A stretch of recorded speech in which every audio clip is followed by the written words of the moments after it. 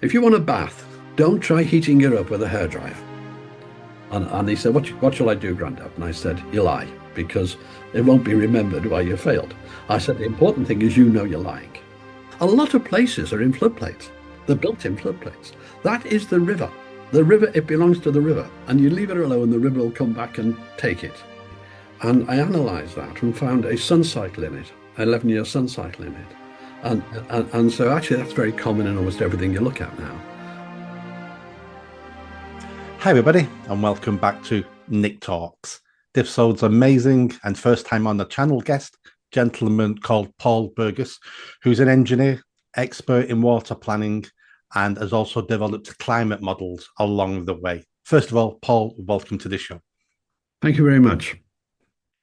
Thanks for coming along today. Me and you are both members of Advance UK, and we're both members of their college, which is a group of people within the political party called Advance UK, who will be looking at policy, looking at direction, well, we all bring something different. You know, we've got scientists, we've got people like me. You know, I know about social policy, working on the streets, working with disenfranchised people.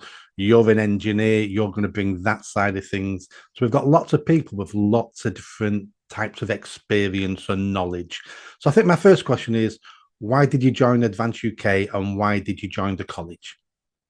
Okay, well, why Advance UK? And actually, I was following Ben quite separately before Advance UK, and I'd done one podcast with him. I'd put my second, I think, and it was on the Tuesday or Wednesday. And in the meantime, he went and launched Advance UK. So with a few days to go to the arranged Zoom, he launched it, and I joined immediately because the principles sounded right, and I wanted a party that wasn't afraid. I wanted a party. I don't think Ben wants this for power. I think that's the last thing he wants. I think he'd rather be fishing. I think he'd be off, salmon fishing, which he likes. And so I want a party where almost, it sounds strange, where the people are second, like me, the people are second, like Ben. It's all about getting the right policies for the people. And I felt that was there. So I joined, and I'm 80. So I thought this has been my last big chance. Since 2000, I spent the first 10 years in immigration going on the media. And then I decided, no, I've got to try and change something. So I decided to go into net zero and all this and that. And I concentrate on that. I've made over nearly 300 videos now, heading towards 300 videos. And so I thought, well, this is a chance to actually get involved in policy. And that's also why I joined the college. I'm totally frustrated at the world around me. And I want to change things. And this is the last chance because, I mean, by the time 29 comes, the next election comes, I'll be 84, 84. And, I think I've got to, at some point, retire. Yeah. So, so that's why I joined, because I really do think it's all about the policies and what's good for the people. And as Ben said, we wouldn't mind if everyone pitched our ideas and applied them, because that's what matters, the application of them. Oh, absolutely. And that's what's different about the party. It's not about people wanting a job. And as a college member, as you know, we don't get paid anything. There's nothing in it for us. We don't get expenses or anything. So, I mean, that's great because we're in it just for the principles, as it were. And that's what the party is founded on. Yeah, I mean, I'm exactly the same. I just want my country to get better. I don't care who takes the credit. I don't care who delivers it. I'm adamant that I'm going to be part of it. And if people want to steal my ideas and take credit for it, as long as those ideas work, I don't care. I just want my country to get better. Now, as we look around our country, nothing works. Absolutely nothing works, especially in the public sector. Let's talk about one thing where you are an expert in, and that's the waterways, the water system. All we seem to see now is our rivers are polluted. We're pumping rubbish and chemicals into our rivers, which never used to happen for most of my lifetime. We used to celebrate old rivers coming back to life, like the Mersey, fishing in the Mersey things. And then over the last 30, 40 years, our rivers have declined. Same with our beaches. And then we're looking at how much we pay for our water utilities, leaks everywhere, water shortages. What is going on with water in a country where it never seems to stop raining?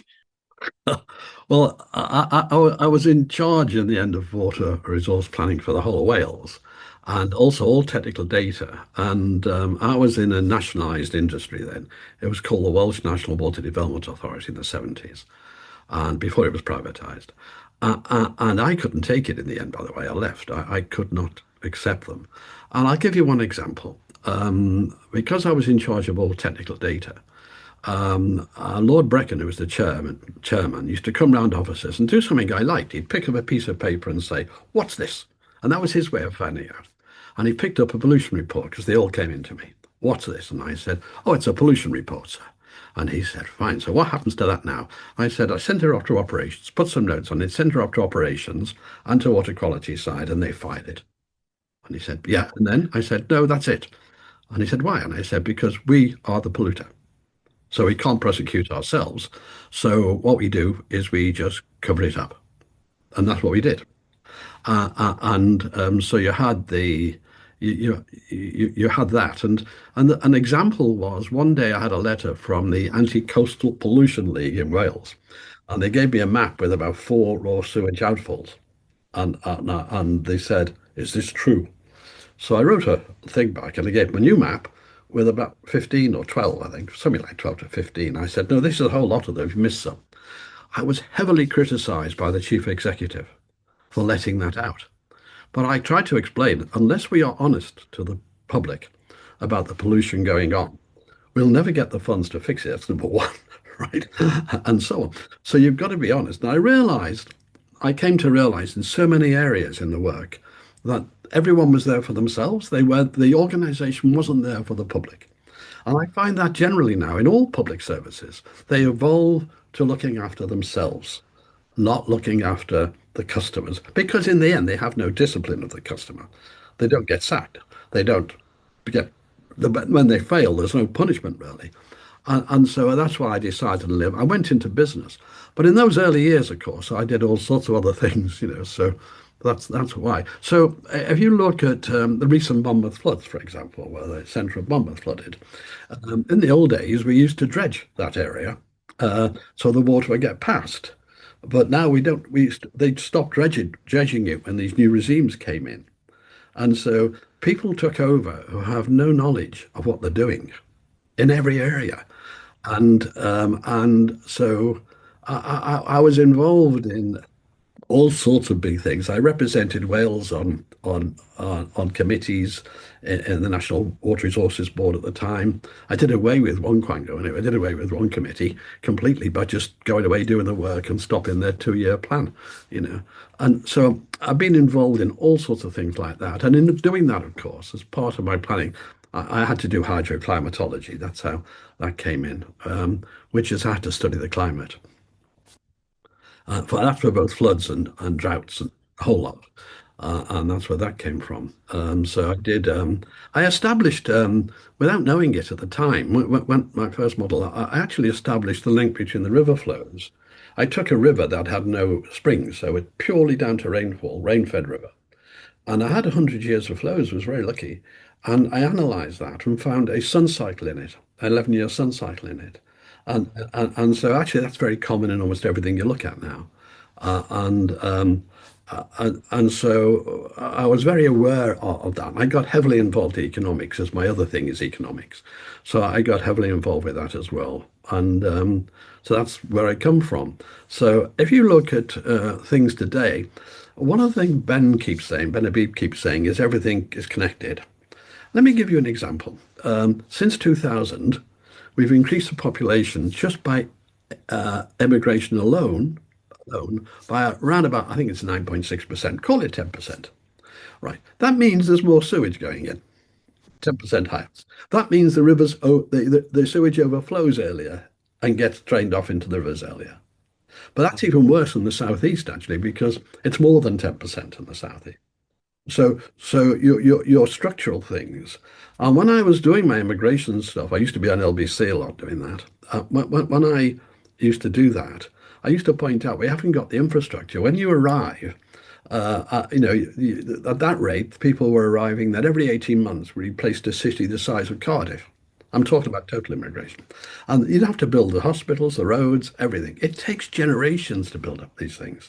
And if you have these sudden surges, the whole thing starts to go. And that's one of the problems. That's got nothing to do with whether, anything else. Just technically, you can connect sewage going into rivers to population increase. Right? That wasn't planned. We planned ahead 50 years. We planned our population things ahead 50 years. We didn't plan for this. And isn't that part of the problem? I call this short-termism, where governments are looking at, oh, we're going to get a bounce in the economy if we let 1 million people in the country a year. We'll get a small bounce in the economy, but then all the extra spending we need to do, we won't do that. We'll pass that down the road to a future government to take responsibility for that. So no one's doing that long-term planning.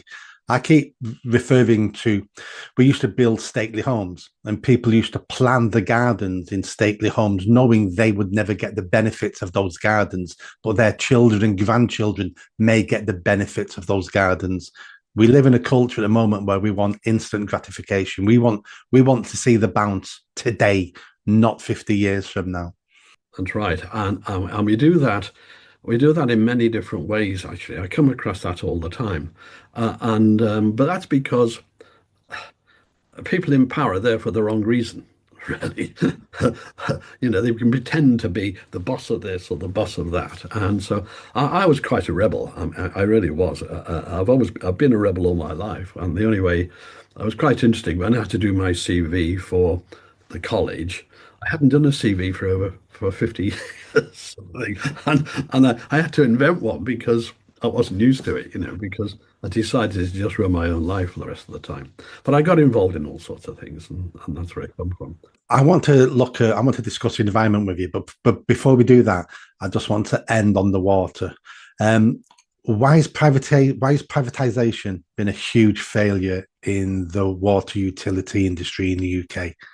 Yeah. Can I first of all say that having experienced the nationalized water industry, that was terrible. That was absolutely terrible. And therefore, I don't advocate stopping it being private. What went wrong was the handover. What went wrong was the handover to private, where they didn't understand all the issues around it and the environment. Now, even when I was 11 and I was a poor schoolboy with little tiny, well, I didn't have pocket money. I used to work actually, a newspaper around and everything. And I even donated money every month to anti-pollution because I was a fisherman and I wanted the rivers clean and so on. So the environment's been part of in my blood all my life. And so you've got to hand it over properly and you've got to have an environmental aspect that's pragmatic, right? So you have to say to the people of Monmouth, for example, look, we are going to dredge there as we did before, because if we don't, you're in the floodplain and Monmouth's going to get flooded. A lot of places are in floodplains. They're built in floodplains. That is the river. The river, it belongs to the river, and you leave it alone, the river will come back and take it. Yeah. And so you've got to be pragmatic, and they aren't. And the head of Greenpeace had this, and he left and become on our side of the argument, actually. And he found they were anti-chlorine, which was anti-medicine, anti-this, anti-that. And it's like an environmental side has gone wild. The sort of Thunberg, the Greta Thunberg side of things, no rationality to it. And that's been a lot of the control. And so idiots in charge, I'd say.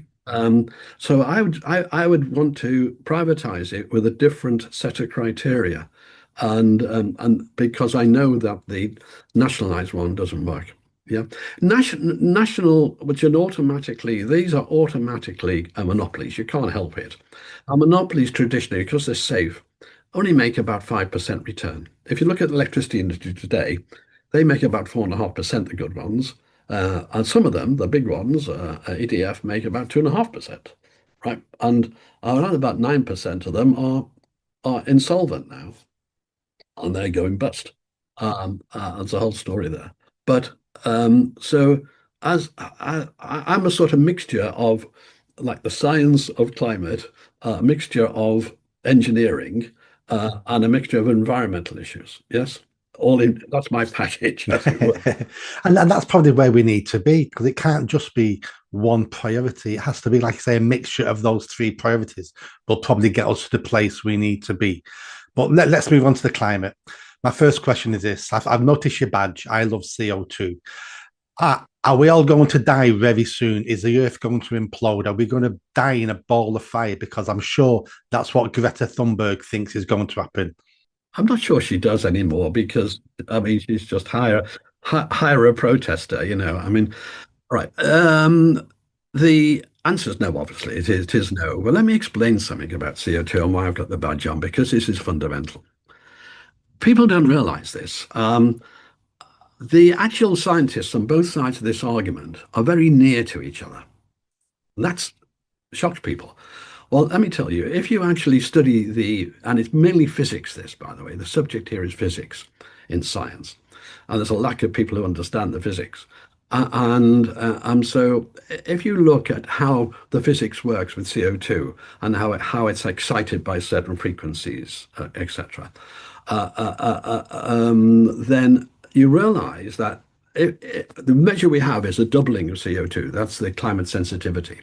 So if it went roughly from 400 to 800, say, how much would it increase? There's hardly any difference. Our side, if you like, says 0.7, zero point 0.8 of a degree centigrade for a doubling. And the other side says maybe 1 degree now. Some of them say zero point 0.8. So zero point 0.3 of a degree or so, it doesn't matter. So on the basic science there, both sides agree. So why is there such a big difference? Because they have something they add. They add a positive feedback. So what they say is, but that warming causes more water vapor, which is also a greenhouse gas, which causes more warming, and that warming causes more warming, causes and goes up. That's never happened in the history of climate, by the way, but never mind. So that's why you have models which are 300% different, depending on which one you choose. To say it's settled when their own climate models are like that on the graph is absurd. So that's number one. Now, then you have to realize that the CO2 has never been a control thermostat of the climate. So you can't dial up and say it's going to get hotter. You can't do that.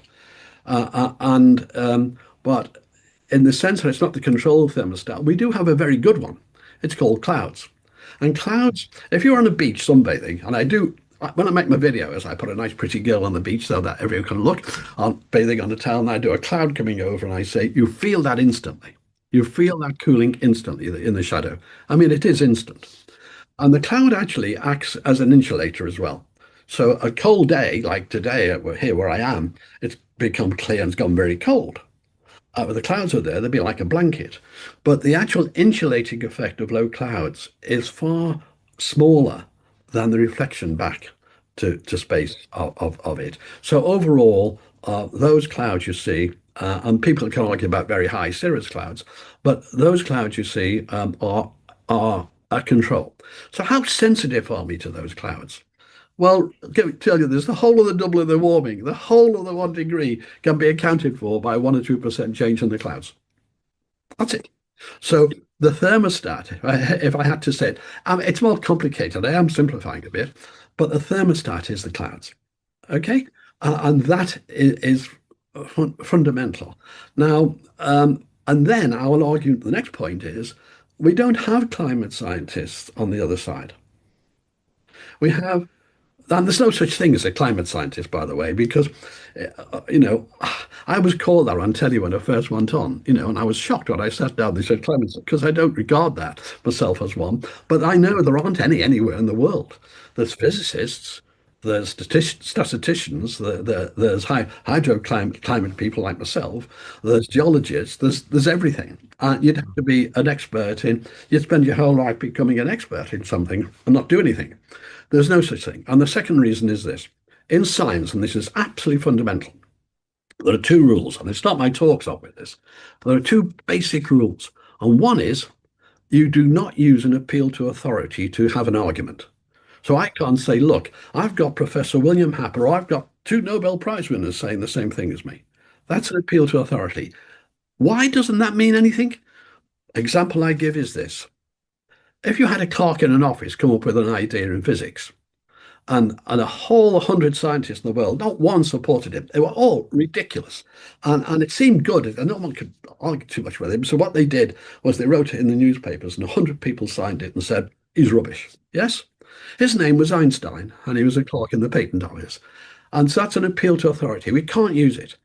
And the second thing is that you've got to confirm your work with reality.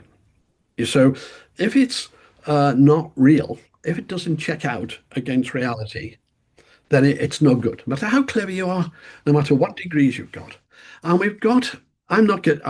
Someone recently on the phone called me, said to me, "Oh, you're an academic. I've just done a paper." I said, "I'm not an academic. I'm too pragmatic to be an academic. I could have chosen to be that, but then what I would do to get a PhD is go along and study one little subject. So I'd study a glacier in Switzerland, and that's it. Then you get. So I don't want that. I applied my work right across the board in real life, and so that's they're the two rules of science. And so people who can't accept skepticism, questioning, aren't scientists at all. They're no one actually.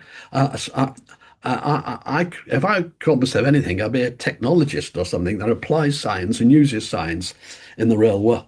Well, that's what technology is, applying to science. But I have to create the science sometimes. But so without that skepticism, so what do we have in universities? They won't have me in there. I can tell you now that way back, a man tried to book London Palladium with me against a world famous professor. I won't name him and embarrass him. Would you do it? He reckoned he could sell tickets and make some money. So I said, fine. I actually didn't ask for any money because I'd love that opportunity. So we had a Zoom call with this American leading famous professor, and it became apparent in the Zoom call they didn't know the subject.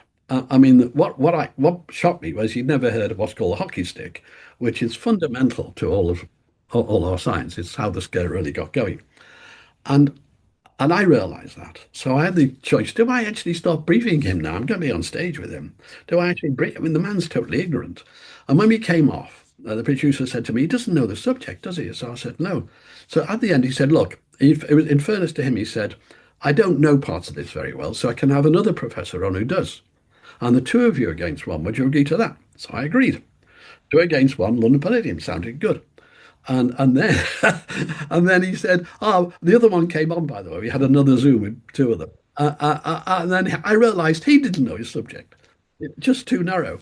And then and actually, what we discussed was the medieval warm period. And I've done a paper on that, which shows it's worldwide because they argue. Because if you look at all the castles with the sea level and all that, all these standard arguments, and that's because the sea level was much higher in the medieval warm period, and it was much warmer. They'll argue, well, that was local. I mind you, the sea managed to be higher there and low other places, but never mind.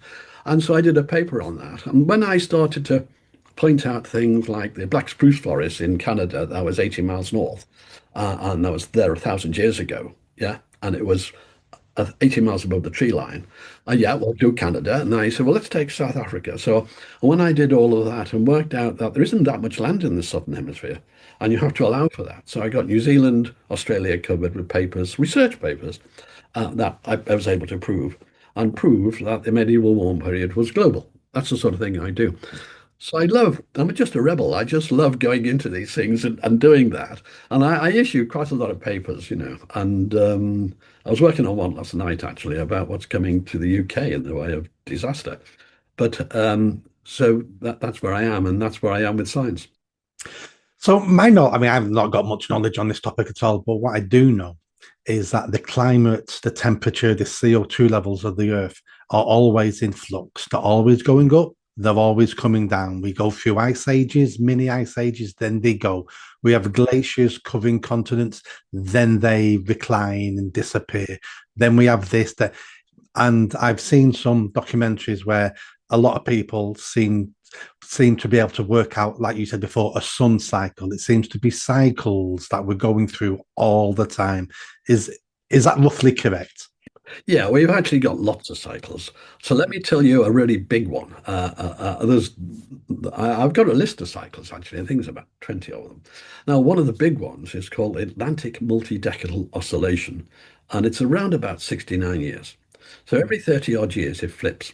Yeah, from the equator to the North Pole to the Arctic, it warms by up to a degree, or zero point 0.8 degree or so, and it warms, and that's more. I mean, we've only had just over 1.5 degrees since the Industrial Revolution. And by the way, it started warming 150 years before that. But so when you think this sea warms up, and the reason is the sea holds 1,000 times more heat than the atmosphere. Right. If you want a bath, don't try heating it up with a hairdryer, right? Because it'll take an awful long time. In fact, you won't do it, right? But you've got to heat it up from internally, as it were. So it's 1,000 times more heat and it flops. But there isn't just the Atlantic one, there's the Pacific one, there's the Indian Ocean dipole, which does that. The dipole can cause very unusual weather in the Middle East, actually, and so on. And there's others. And I did a paper recently, and it's a hypothesis really. And what I did is I went back to 1900, and I took all of these factors, natural factors together, including the sun cycles, and I combined them. I weighted each one, and then I correlated it, and I accounted for 88% or 85%. It's a correlation factor of 0.94. So it's about 86 or something percent of all. So I explained all the variations. It explained the 1930s. It explained the 19 cooling the 40s to 70s and everything just by looking at natural things. So you've got lots of natural cycles, and there are many sun cycles as well. There isn't just the one sun cycle. And I always teach my grandkids things by shocking them with science. I love it. So I'll say, what does the Earth rotate around? And they'll say, the sun. And I'll say, no, it doesn't. It rotates around a point outside the sun because the planets pull the sun and the sun pulls the planets. And the point where we rotate around is outside the sun called the barycenter. And actually, that's got cycles.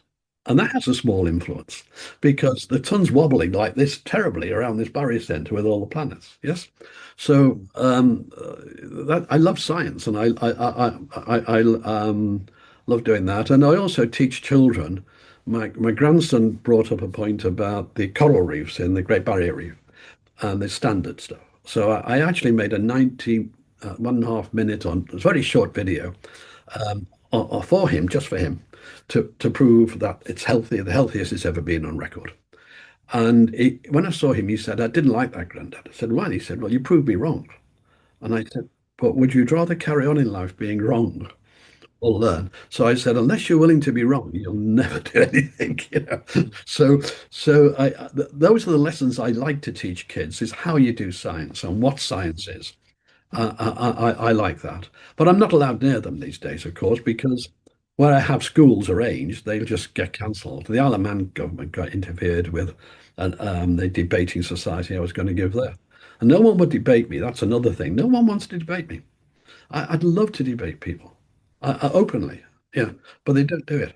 Well, isn't that because they know they haven't got answers to your questions, or they know that they don't have answers in general? Yeah, what happened on GB News was really interesting. As you know, you have a green room before you go on. And I was in the green room with a lady who was on the opposite side. And the subject was a paper from a Reading University professor who'd said there's a lot more turbulence because of climate change. And this is why one plane had somebody in turbulence, and it caused all the news. And he'd done this paper on a mid-Atlantic model. So an engineer, so I just looked up the frequency of turbulence in airplanes. There's a graph of it. And because the FAA, the Federal Aviation Authority in America, you have to report everything. If it's above a certain level of turbulence, it becomes an incident. And what we found was the two types of turbulence. And one was the turbulence you can see, and we learned to avoid that. So we had a big reduction in that with our radars and things. Yeah. But the clear air turbulence, I actually love to go into that, the whole pile of stuff, but you can't see it, right? So the clear air turbulence, not so. I showed the graph, and I showed it to the woman in the green room. So when we arrived with four of us on there, yeah, everyone was agreeing because she understood she was wrong before she came on. And then the professor had a go at me on Facebook, and he called me he called me extreme right, this, that, all the standard stuff. So, and a lot of people said, well, I then made a comment, so he banned me. Another person made a comment, he banned them, and he banned anyone who was on my side, right? So I did a video about him because I wasn't going to let him off with that. That's not a scientist doing that, and he wouldn't argue with the actual data, and that's the level of universities today, I'm afraid. And we have to change all that. We have to have people who are not scared to do research, not scared to get not. I know a number of people who are worried about their jobs or being sacked in universities because they've got different points of views, right? If you stare too much, you're sacked, you're out the system. Isn't that an indictment on our university sector that it's not education anymore now? It seems to be indoctrination. Yeah, and even worse for kids. You the best ways to think. We're going to teach you what to think. Where universities used to be, we're going to give you the tools so you can explore the world yourself and find things yourself. Yeah. Kids should be taught, number one, how to think. And today, they're not. My grandson phoned me up. He was about 14 or 15. He was taking a geography exam, and the paper was going to be on climate. And he said, do I lie and pass, get an A, or do I tell the truth and fail? And he said, what shall I do, Grandad? And I said, you lie, because it won't be remembered why you failed. I said, the important thing is you know you're lying, and you know how corrupt the system is, right?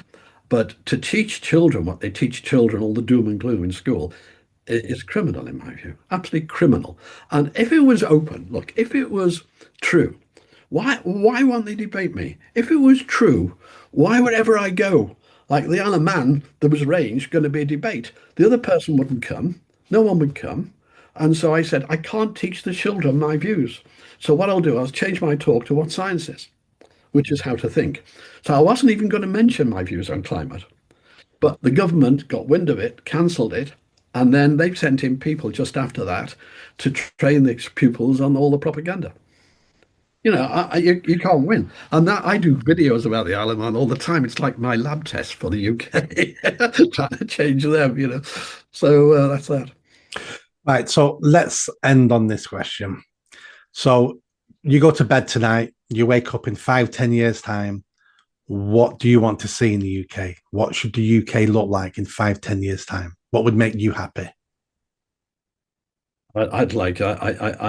We're heading into super danger. We're heading into. I'm not kidding about this. We're heading into hospitals being cut off from electricity for long periods.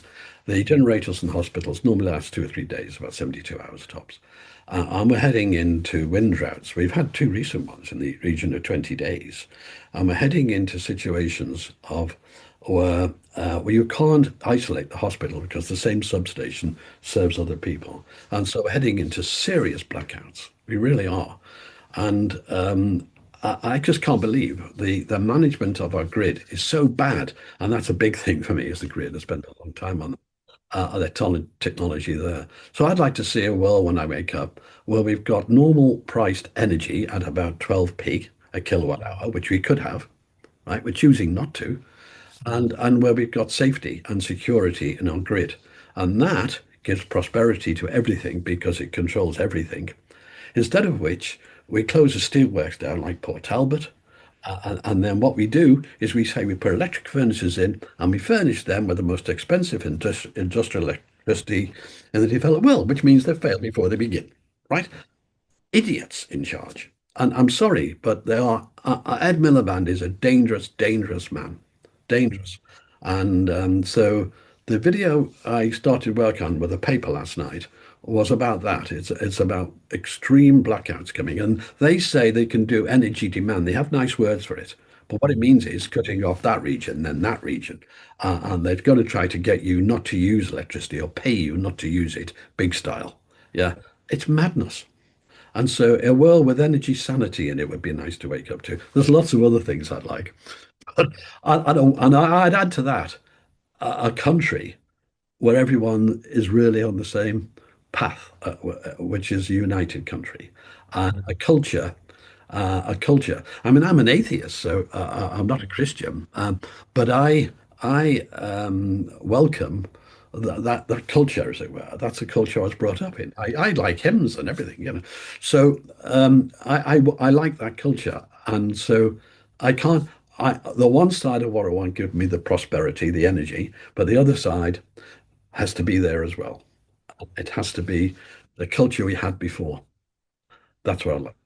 Absolutely. I thoroughly agree with that. Paul, thank you so much for coming on. I'll put your link to your videos in the description of this video so people can go and have a look at some of them. I'm going to have a look myself. And let's hopefully let's do this again sometime. Great. I'd like to do it on the grid because there's some real good points to discuss on the grid in the future. But thank you very much. Absolutely. And that's really important because we can't live our lives with no electricity. We can't live our lives if nothing works because everything now requires electricity, everything. You see, you don't without the electricity, you don't even get the water. You don't get the sewage. The sewage blocks. Everything stops. You can't get the fuel to the generators to carry on with the generation in the hospital. It's really right from, and you don't get the communications. That's good. Yeah. Yeah, absolutely. Paul, thank you so much. And I'll speak to you again soon. Bye.